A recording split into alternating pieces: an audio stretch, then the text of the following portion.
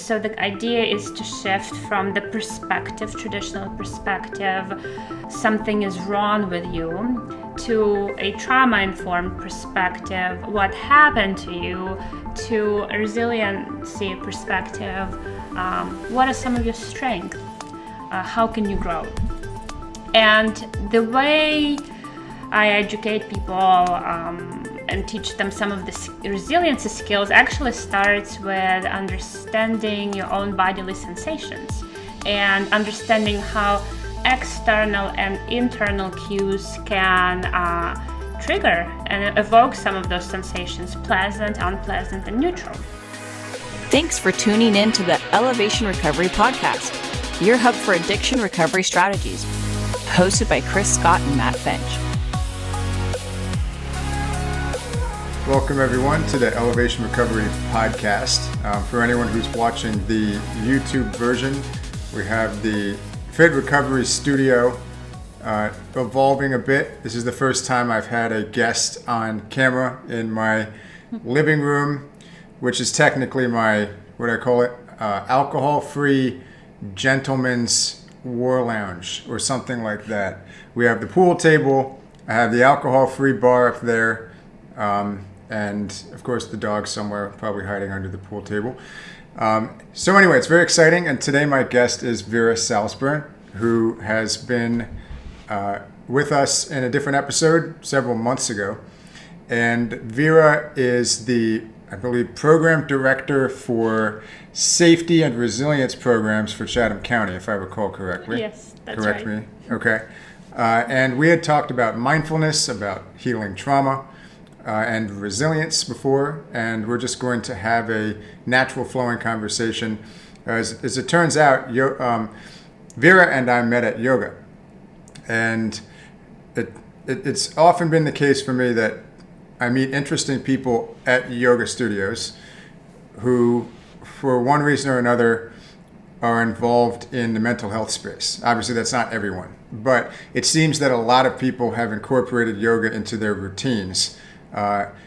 And people who tend to be holistically minded tend to do yoga. So I find that it's an interesting place to go and make new friends if you are trying to get over a substance addiction. Yoga studio is a great place. Obviously, it's hard right now with COVID. There are varying degrees of lockdowns depending on where you are. But if that's not the case, or if things are opening up, or people are getting vaccinated, whatever it may be, you'll meet interesting people. So I think the fact that we know each other and we've had a really good time getting to know each other and we're good friends is a testament to that. So anyway, Vira, thanks for being with us. Yes, thank you so much, Chris, for having me. And I just want to compliment on your gentleman's lounge living room, and your dogs are here and they're so lovely. They sure are, and they're barreling in as we speak. And you did a really good job with decorating your home and also making it very comfortable and for guests and yourself. Thank you. I'm sure. Yeah, we don't have, as I said, the in-your-face lighting today. I don't think we need it. We have a new camera now, but we'll see what happens. You know, I might have to drag it out if people complain, but I think we're good. So what have you been up to lately? I know you've been doing a lot of different programs and further continuing education stuff. Yes, so it's really exciting, and as Chris mentioned, I'm the program director for safety and resilience programs in Chatham County, which is the county where the city of Savannah is. And we've been really exploring different avenues about building resilience in our community for obvious COVID reasons, but also just in general, people want to have the tools and the skills that help them not just survive, but thrive. And as you can imagine, a lot of people are struggling with a lot of things. Some people may struggle with addiction to alcohol, addiction to food. Other people may experience depression, anxiety. So I was talking to some colleagues at the state level, and specifically Department of Juvenile Justice, and they shared this information about the program called Community Resilience Model, which I thought would be very interesting to dive in. So I took a teacher training in that, and to further develop the subject of resilience and trauma-informed care. I developed a training called trauma-sensitive interactions, and both of those trainings, I think, complement each other as they talk about our human nervous system and how sometimes we may get triggered, and how can we really regulate our own nervous system and build our own resilience. That's great. And I want to jump in for a second because what I really like about your approach is that I would say most of what you do centers on what I would call the psychological pillar, but you don't ignore the biochemistry. And you have an understanding of the nervous system and the sympathetic and parasympathetic nervous system. And you were telling me earlier about the polyvagal nerve, and that's something that's new to me. So we can touch on that today if we want. But I'm always impressed when someone takes something situational or psychological or even psychiatric and then adds a level of understanding of brain chemistry or nervous system health. Is this something that's becoming better known among experts who are helping people, everyday people in the population? Or, how unique are these approaches, I guess is the question. Yes, it's a really good question, and I think I'm among a lot of people who seek deep understanding about my own body and my own bodily reactions to situations, my emotional reactions and cognitive reactions. And it does boil down to understanding the science and understanding the physiological aspects of our being.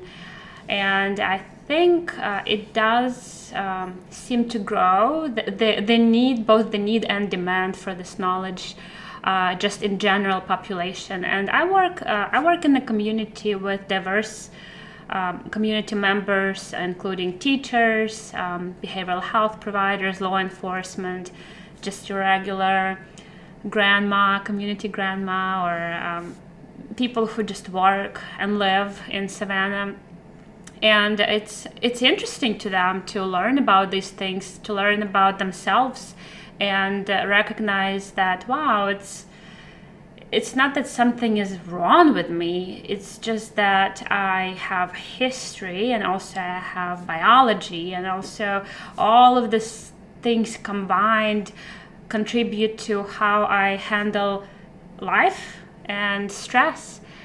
And also recognizing the room to grow and recognizing that our brain is quite plastic. There's this concept of neuroplasticity, meaning that we can learn new ways of doing things and we can learn new behaviors. And this is good news for everyone who struggles with addiction behaviors or behaviors they want to change. So you find that telling people about the biochemistry helps them to heal?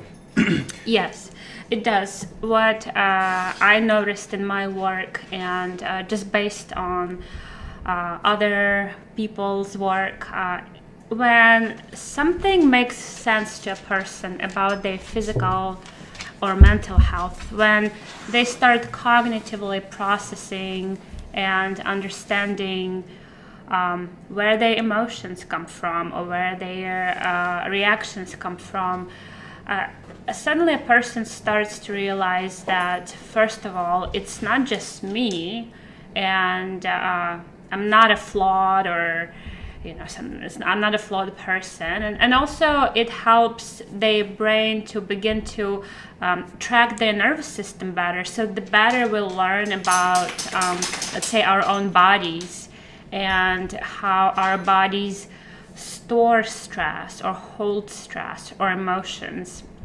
recognizing our bodily sensations. So insula is the part of the brain responsible for helping us recognize our bodily sensations. That's why when we feel cold or sweaty or hot, we recognize that and we What was the part of the brain called? Insula. Insula. Yes. Okay. So it helps us read literally our bodily sensations, and therefore we can have a choice of how we're going to proceed with comforting ourselves or making ourselves feel safer or protecting ourselves from something cold or hot, right?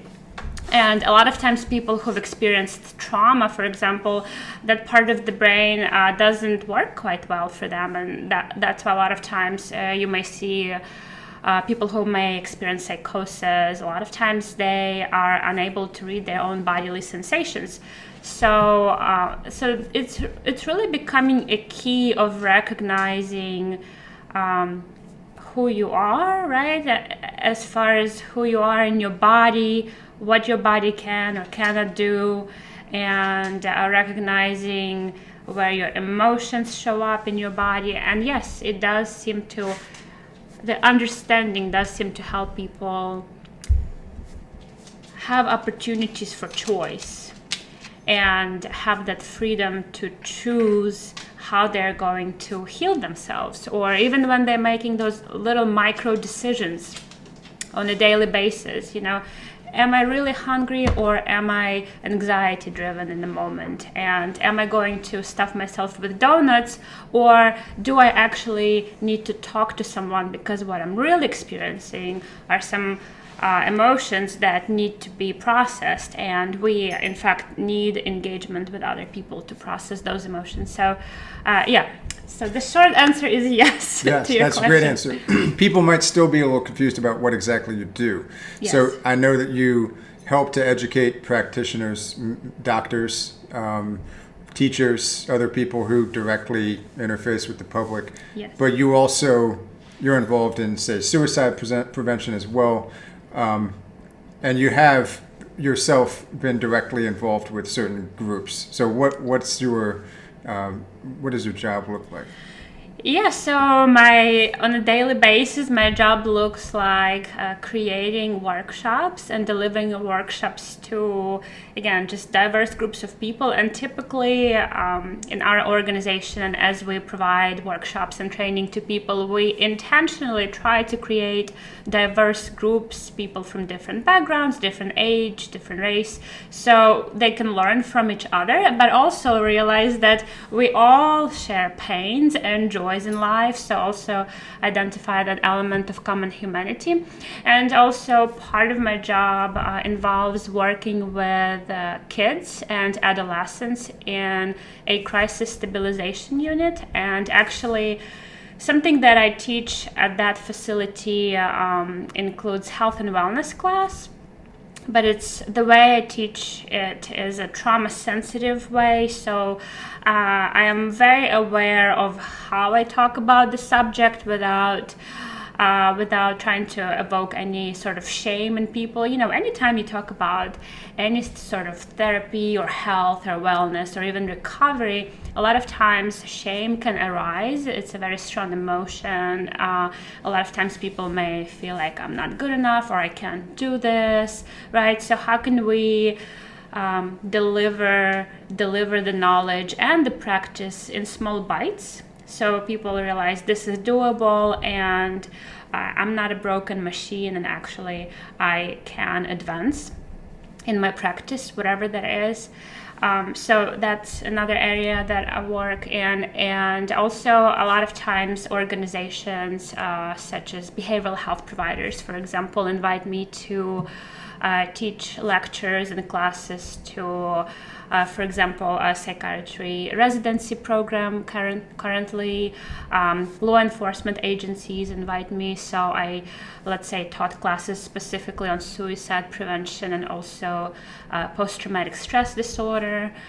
So just a lot of community work, and since I work at a nonprofit organization, everything we do is at no cost to Chatham County organizations, which is very unique, and the programs that we deliver A lot of times in other places they are quite costly, and I just feel so thankful to be able to do my job, get my salary, and do the work in the community that I enjoy so much, and people benefit from it tremendously. So. Yeah, I didn't know that people did this kind of work. I had no idea. Yes. So it was kind of illuminating for me to realize that people are out there trying to make a difference, and working with, as you said, cops, doctors, teachers, and community grandmas.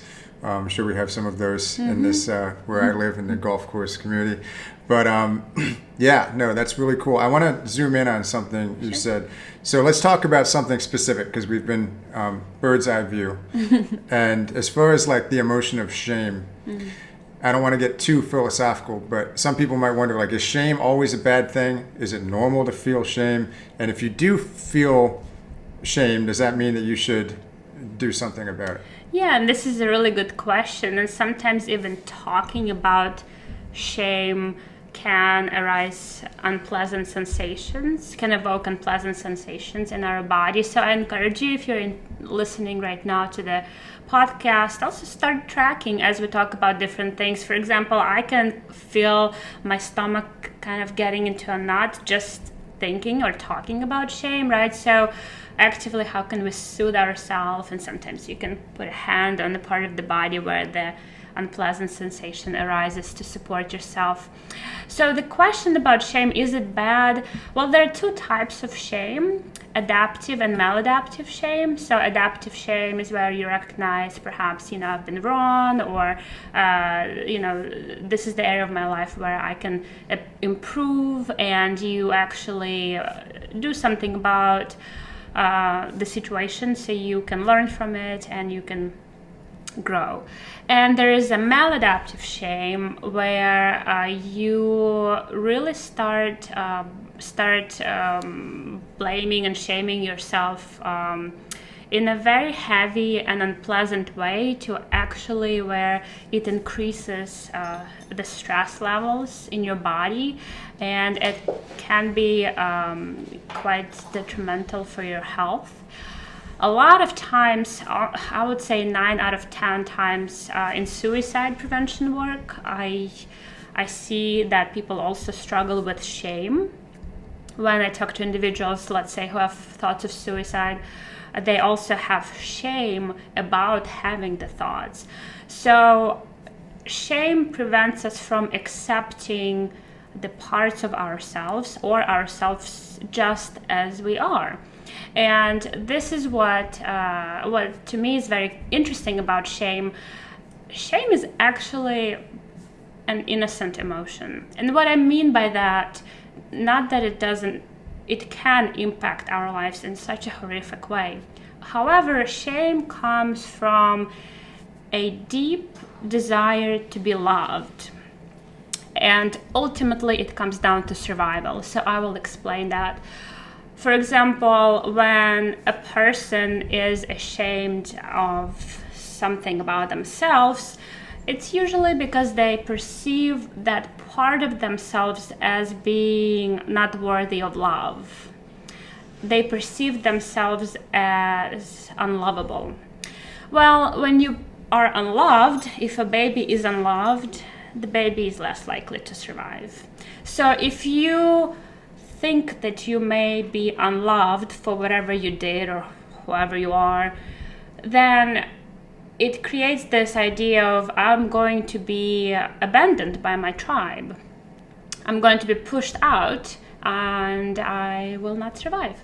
So a lot of times shame is about those parts of ourselves that we see as unlovable. And a lot of times, especially when working with addiction, individuals experience shame about having the addiction, and not even for a long time sharing with someone that they have the addiction, or talking about it. And that is a very important component to remember, that what sustains shame is actually silence.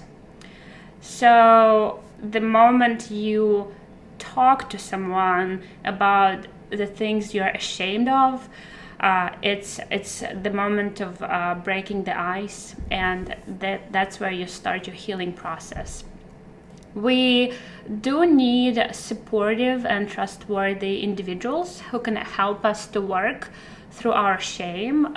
So we need coaches, we need therapists, because a lot of times, well, not a lot of times, but it can happen when you share, let's say, with someone something about the things you've been ashamed of, and that person doesn't support you in the way you need to be supported, or maybe they will apply more judgment.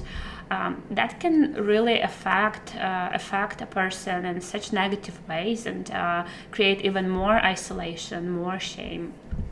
But just remembering that shame comes from the need to be loved. For me, it was very important when I had to work through my own addictive behaviors and realizing that other people struggle with those behaviors as well. And the things that I used to be ashamed of before are now the things that I see as I'm just a human, right? And I'm just a human being who has flaws, and I make mistakes.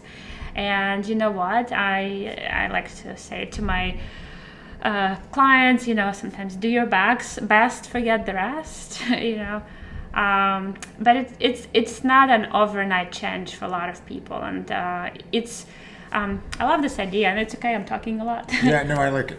Yeah, I have something to jump in with in a minute. Okay, well, let's finish go ahead. your thought. Well, just this idea, sometimes we have to, if not live the way we want to live, at least set an intention to live how we want to live. So there's the story, the student comes to a rabbi and says, "Rabbi, why does Torah tell us to put the words up on our heart rather than into our heart?" And the rabbi says, "Well, because as we are, our hearts are closed, but it is when our hearts break, the words fall in." And this is the point about the practice and intention and offering yourself kindness. And, when you recognize you have shameful thoughts, how can you normalize, not to say normalize your behavior that is destructive, but just to normalize the fact that you are human and that you make mistakes, and offering yourself those bits and pieces of kindness and compassion. So then your heart, when it breaks, those words can fall in, even if right now you even don't believe yourself when you say, well, can I be kind to myself? Or, how can I be more compassionate to myself? If at this point your brain can't connect to those words, you can still offer yourself those mantras and words. Eventually, hopefully, they will make their way into your heart. Right. I like that.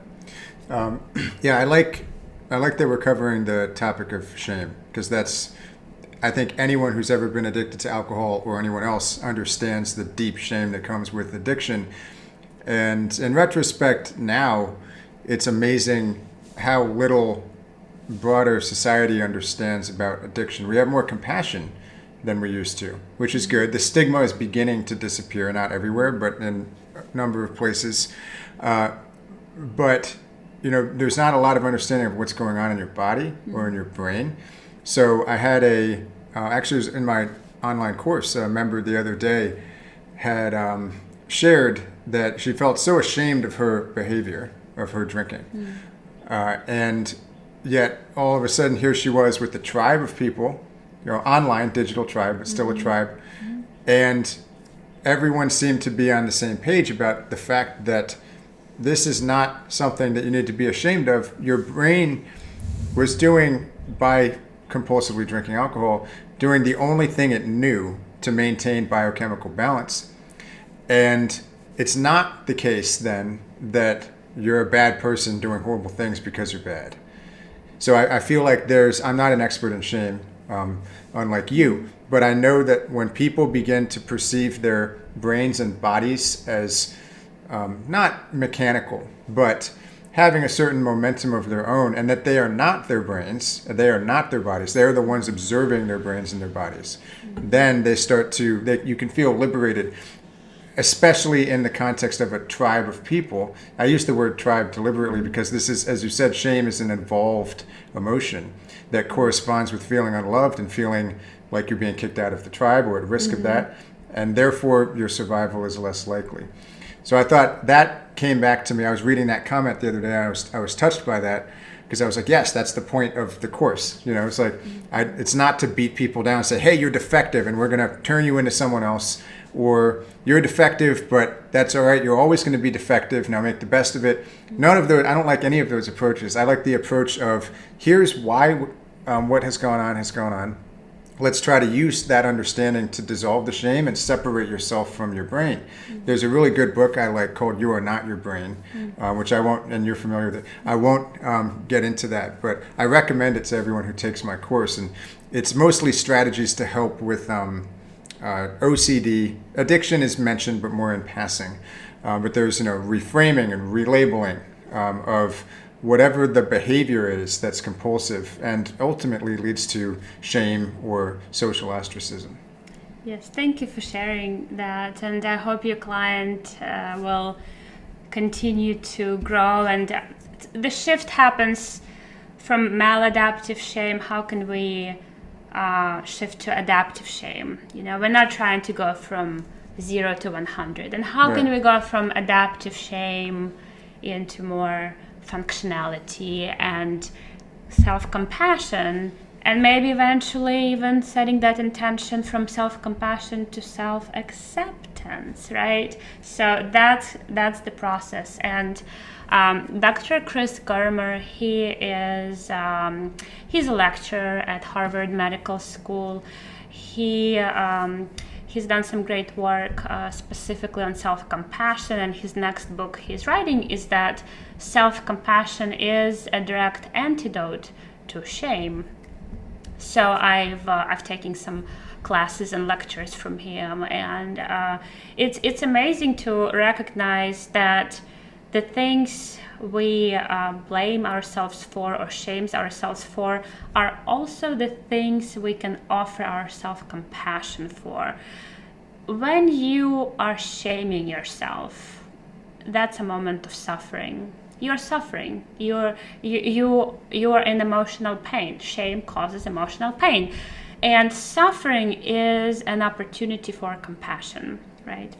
So that's something that I've been exploring. Very interesting. And I like that. I was going to say my co-host Matt Finch, who I usually, or not usually, but many of the podcast episodes are me and Matt, kind of just hanging out. But we do our best work when we're just hanging out. He wrote a guest article for Fit Recovery, and it's about Charlie Sheen, and who he's been a lifelong fan of Charlie Sheen, and apparently Charlie Sheen has been sober for a while now, and he was asked what keeps you sober, and he said the shame shivers. He says whenever he gets an inclination to drink or use drugs, he recalls some event that makes him really ashamed, and he shivers away the craving. So that he does something, and it sounds comical. Charlie Sheen, the Tiger Blood guy, telling us about a strategy to combat cravings. But maybe there's something to it, and I would think that would be a source of adaptive shame then, and not maladaptive. I love that example you provided about Charlie Sheen, because it's the example of tracking your nervous system. So just kind of to circle back about some of the training and work that I've been doing is focused on resilience. And so the idea is to shift from the traditional perspective, something is wrong with you, to a trauma-informed perspective, what happened to you, to a resiliency perspective, what are some of your strengths, how can you grow? And the way I educate people and teach them some of the resiliency skills actually starts with understanding your own bodily sensations and understanding how external and internal cues can trigger and evoke some of those sensations, pleasant, unpleasant, and neutral. So with Charlie Sheen, a thought of an event that was he was ashamed of, sounds like, it triggered his nervous system in the way that he had a felt sense of shame in his body. He had shivers, right? And he identified that is actually unpleasant, right? So you start tracking that and recognize the thought of shame connected to a certain event, and the way it impacts my body is unpleasant. In fact, it literally makes my body shiver. I just want to get rid of it. So that's when the magic happens, I think, when we start recognizing how a thought, an image, a sound, a taste, an internal sensation, even sometimes painful sensation, how it impacts our nervous system, and recognizing, was it pleasant, unpleasant, or neutral? And those are just three categories. Usually, we don't have to go into much deeper. That it can be very helpful to knowing how you want to regulate your attention in the moment. So there's the saying, what you pay attention to grows. So when you pay attention to shame or negative self-talk or self-criticism, you give power to that. That thing grows.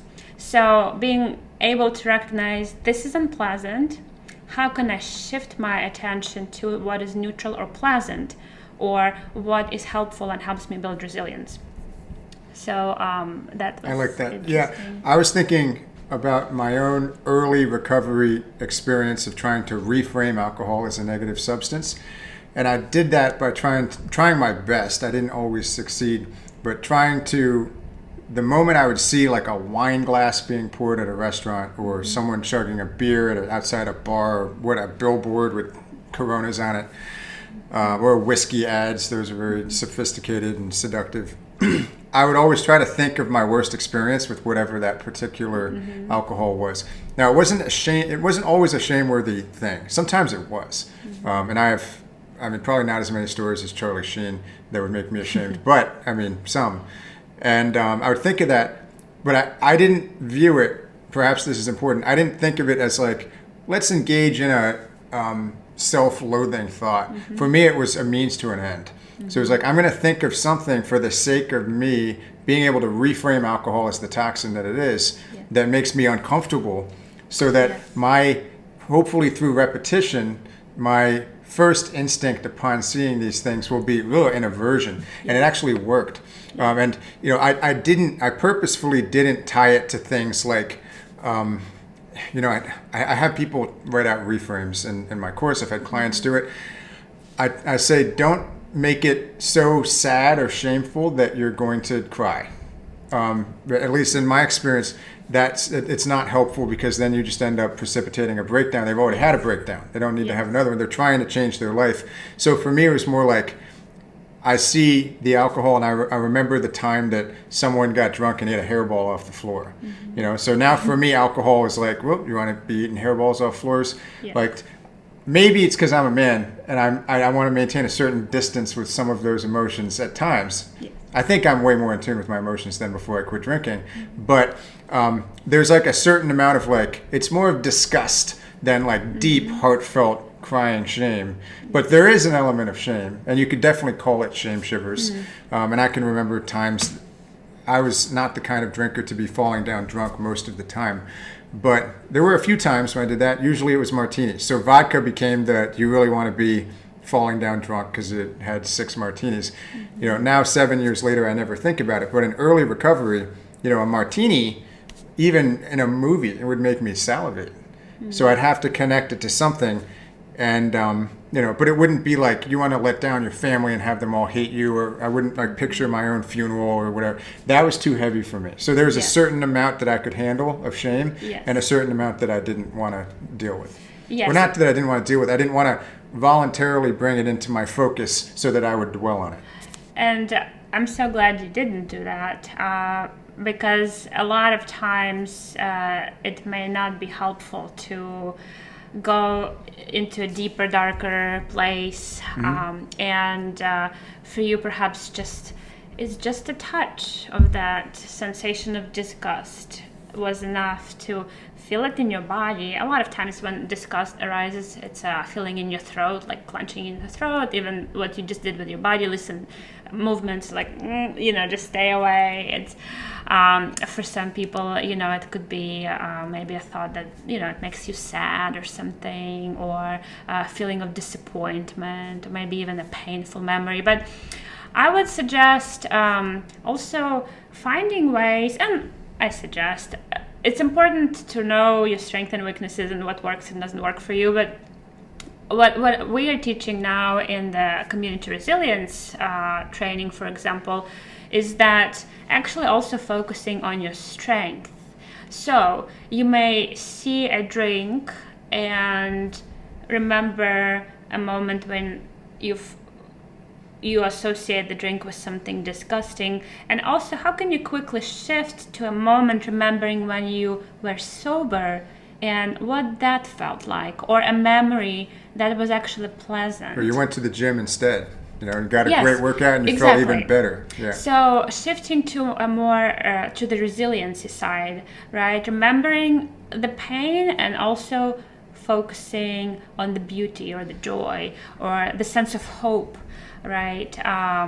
Thinking of situations, and this practice, by the way, is called resourcing.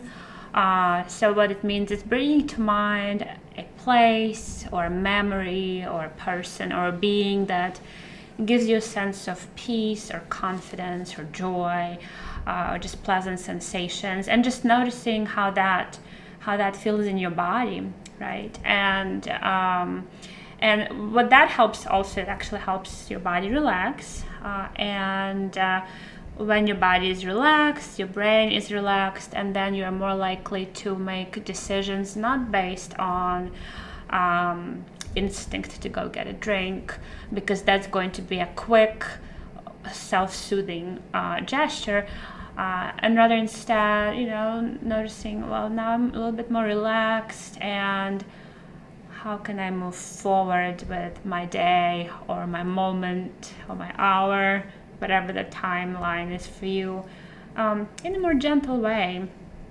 Something else I really wanted to mention as we talk about resilience, social engagement is so important. That's why it is so important to have your tribe, to have your coach, to have your leader, to have your mentor, to have your peer support. I cannot say enough about that. I mean, just tell me, what was it like for you, Chris, when you were in recovery, going sober, having peer support, or who were the people in your life, and why? How that? Well, for me, I was lucky. It was my family. My parents have always been very supportive, and my friends from college and high school, probably 6 or 8 of them. I had a pretty tight knit crew, and they're all like brothers to me. So I'm adopted as it is, and so I feel like that kind of designation, like brother, is kind of earned. It's like I don't know anyone who I'm genetically related to. My parents have earned their, parents forever, obviously, and so have my 2 best friends from high school and my,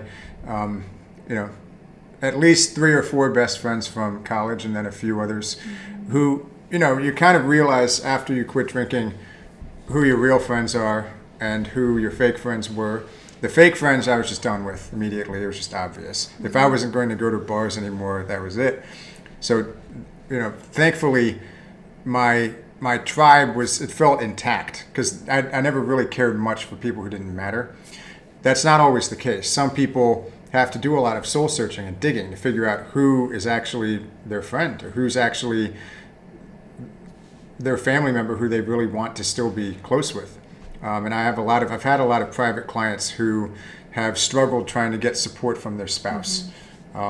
Oftentimes the spouse continues to drink or wants to drink and says, hey, why are you introducing this chaos, essentially? Why don't you just moderate so that I don't have to acknowledge that I have a problem? Or maybe they don't have a problem, but they're more of a party type person. Maybe they haven't matured or whatever.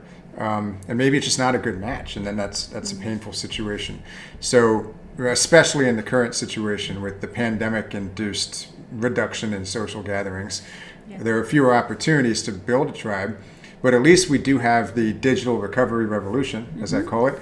And so it's not just this podcast or my course or Fit Recovery. It's, there are great podcasts out there. Recovery Happy Hour. Trisha Lewis is awesome. Recovery Elevator. Odette is the host there. And I'm not as good at Instagram as some people are, but I know that even on Instagram, every time they post, like there's this community of people.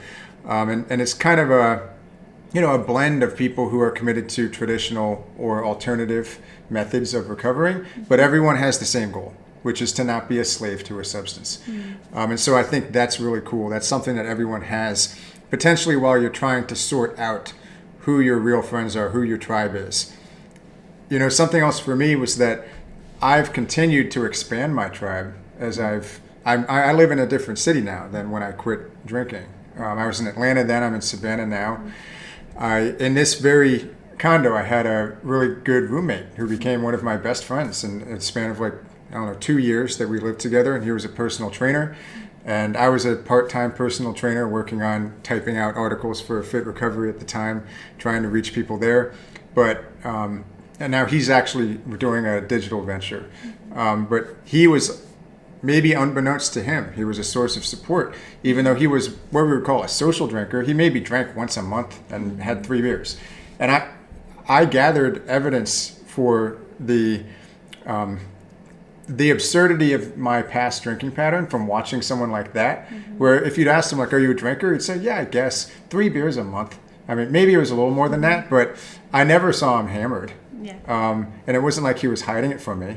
But I was like, wow, like alcohol really is just a non-issue for most people. Like he's not racing home from work so he can drink.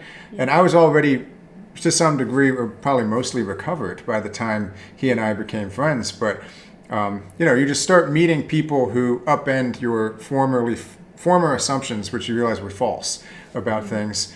And so you learn from everyone you meet. So that's a long way of saying that I was lucky that I had a tribe of people who I'd always been close to, or I had been for a long time, who were extremely supportive.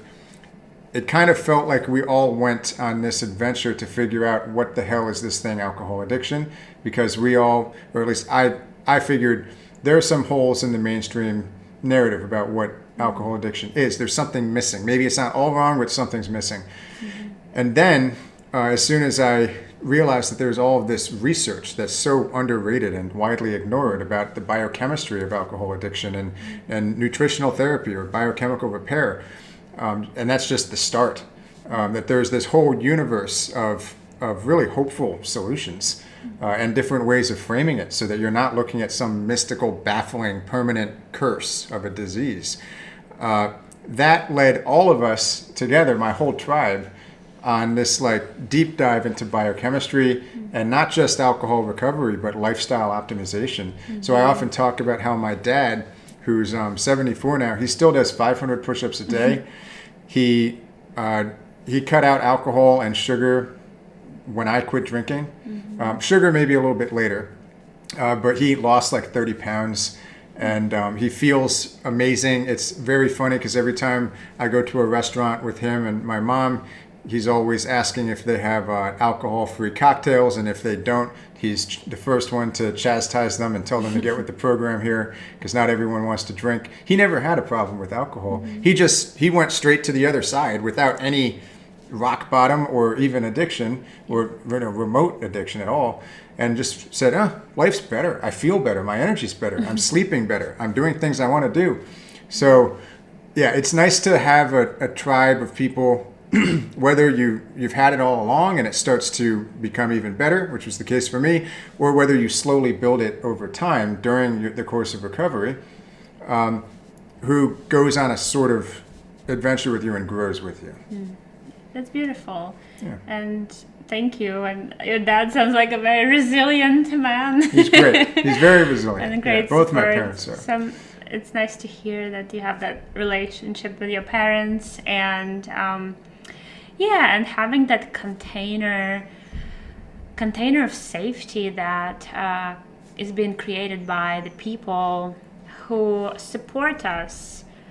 And and there's something to say about being supported by people when you're at your best and when you're at your worst, and they're still there for you, right? And that's what really helps to work through shame or work through criticism, or recognize your strengths and weaknesses and your common humanity. So social engagement is something that it has been challenging during COVID, and not impossible in the same time. And I just have this story I have to share. It actually happened on Monday, which was yesterday. Time doesn't make sense I never anymore. know what day it is. Yes. Yeah.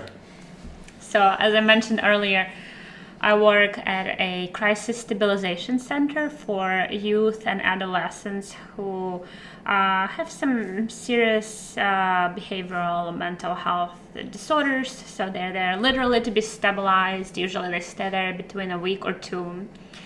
And it's amazing for me to go there and see all these kids. They come from different schools, different ages, different backgrounds. Some of them are low wealth, some of them are middle class. And realizing this compassion a lot of times they have for each other, and they are the tribe. They are there for maybe various reasons when it comes down to specifics, and yet they are there, and I like just noticing how they create this cliques and groups, and they can relate to each other. So yesterday, I went to teach yet another class, and I arrived to the classroom, and the weather is so nice. So usually when the weather is nice, I'm like, hey guys, do you want to go outside? So they said, yes, let's do it. And I noticed they stand up, and this one boy in particular, he was a taller, bigger boy. He had his head lowered and his eyes closed. So I could recognize that he probably had vision problems. So I directly asked him, I said, are you legally blind? He said, no, I'm fully blind. And as he stood up, this little tiny boy, came up to him and said, hey, I'm here. And the big boy put the hand on the little boy's shoulder, and the little boy was his guide, and he walked him outside. And I had a little bit more conversation with the blind boy. He was kind of sarcastic, and that's his adaptive strategy, when talking about his disability. But I asked him, what happened, and I said, were you born blind? And he said, no, I just shot myself. I said, okay, so did you damage the part of the brain responsible for vision? He said, I damaged the nerves. I was like, okay, when was that? He said, 2 years ago. And then we went outside, and he was, it takes time for me to get, and I don't have usually that much time with kids, about an hour and a half. So they sat down on the bench outside, and I was like, hey guys, do you know why sunshine is good for you? I mean, it comes to the basic, like, because it creates vitamin D, and that's good for your mood and your happiness.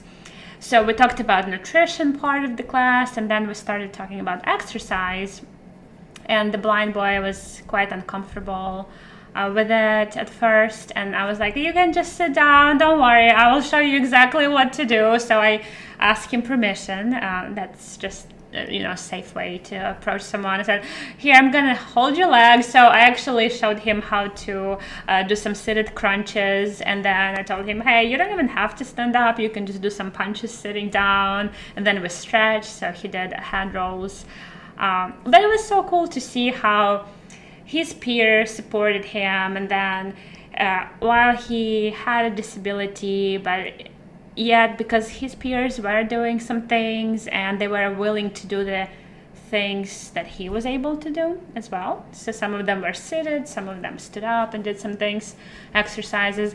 But there was this group of people supporting each other, these kids, and this word comes to mind, co-regulating, which really means, breathing together, moving together, creating this energy together. So it just was so beautiful. And at the end, we were leaving. So the blind boy stood up, and I held him by his shoulder. And we were walking back inside. And his little guide boy, at first he ran like all the way to the front of the line. And then a minute later, he comes back and he talks to his friend. He's like, "I'm sorry, I left you. I don't know what I was thinking." And he took his hand, put it back on his shoulder. So this one story just to be told as example of really human kindness and that engagement. And all of these kids in this facility, they all have some kind of problems. Some of them are very serious. Some of these kids are suicidal, actively suicidal, homicidal. Some of them have serious psychiatric issues, and yet they are there for each other to support and guide each other. And I felt like I was with them as their guide and leader, and in the same time I was there being guided and healed by this energy and by these kids. So I just That's a beautiful story. that. Thank you for sharing. Yeah. If kids can do it, then adults can too. Yes, and absolutely. I find, on average, kids are, I don't know, I feel like kids have the capacity for more meanness, or at the very least, they, on average, deal less effectively with meanness than adults. Adults, we can just say, "Oh, well, F you, you're not in my tribe. I'm going to go find someone who is supportive." And, I often talk about how when I started doing what I do and I started Fit Recovery, and the course and the podcast and everything, I was expecting people to be way meaner than they were. I was expecting that I was going to go to war with a bunch of hardcore AA zealots who'd be sending dead animals to my house or whatever. Luckily, that's never happened. Hopefully, no one gets any ideas. But I have 2 dogs, so they'll take care of it. But I'm just always shocked by, and in a good way, I'm surprised about how compassionate people tend to be and how positive the energy is. And the emails I get, anyone who runs an online venture is going to get some funny emails. God knows where they come from. It could be some troll from God knows where. But 99% of the emails are just heartfelt emails, either seeking support or thanking me for a podcast episode. We could get an email, for this one. And you never know what people are looking for. But I found that this is one of my favorite Tony Robbins quotes. You tend to find what you're looking for. Yes. And I think that pertains to getting support. If you need someone to help serve as a guide of some sort, if you're looking for that and you're earnestly desiring that, you're more likely to find it. Now you have to take action. You can't stay in your living room, or depending on where you are. Maybe you can stay in your living room. Maybe you just have to find the right online forum or the right digital recovery revolution segment for you. I wonder where you can find that. I wonder where. Well, I'll be the first to say I'm probably not for everyone. I'm a bit intense. Some people I might not resonate with, and that's fine. I do this for the people that I do resonate with, and I know Matt feels the same way. And luckily, apparently, there are a good number of people who this kind of thing resonates with, and we try to not be narrow-minded. We have an open-ended approach. So, we talk about the biopsychosocial spiritual hierarchy of addiction recovery. Some people may need more work on, say, the spiritual pillar than others. It seems to me that the vast majority of people need to start work with the biochemical pillar. I've yet to see someone who's in perfect, little phone drop. I've yet to see someone who's in perfect physical health who's been dependent on alcohol for a long time. So usually there's some work to be done there. Yeah. And then what happens is once you gain some mental clarity and you start to find your tribe, you start to realize things about yourself that you didn't know before, and you start realizing that there are areas of improvement that you might not have known before. But at least now, your physical health is returning, if not having returned, and you have the energy and the optimism that you need to work on those things. Yes. And I'll also say I forgot to mention that in my story, my MMA trainer, Stephen Bass, who's a former professional fighter in the UFC, he's now a awesome part of my tribe. And, he runs a a really awesome gym, but it's in a seedy part of town in Savannah. And he has, I'd say, a lot of people who have come in, kids, even adults who maybe have been through some trauma. But you can see them genuinely working towards improvement in this gym. And he said to me at one point, he said, we really do the same thing. He's like, you work online and you're trying to motivate people with alcohol issues, but he's like, I have people from all walks of life, and he's like, for me, it's boxing. Like, that's the medium that I speak to people through. And for me, it's, the supplementation, or at least that's the kind of stepping stone to other things.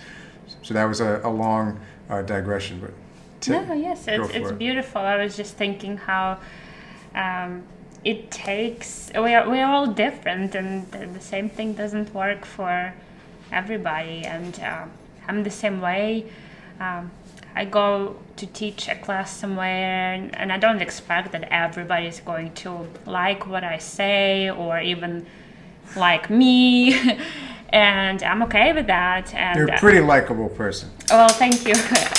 And yet, still for some people, they may not. Let's say if I go to a law enforcement situation, and here I'm trying to teach mindfulness or something like that, and they can hear me, they can understand me, but can they really relate to me? Sometimes maybe not. I'm a Ukrainian, girl, not in the same line of work, trying to talk about, yoga, mindfulness, or something like that. And it may require a peer or someone from their area of expertise to really, for them to start to trust the source, right?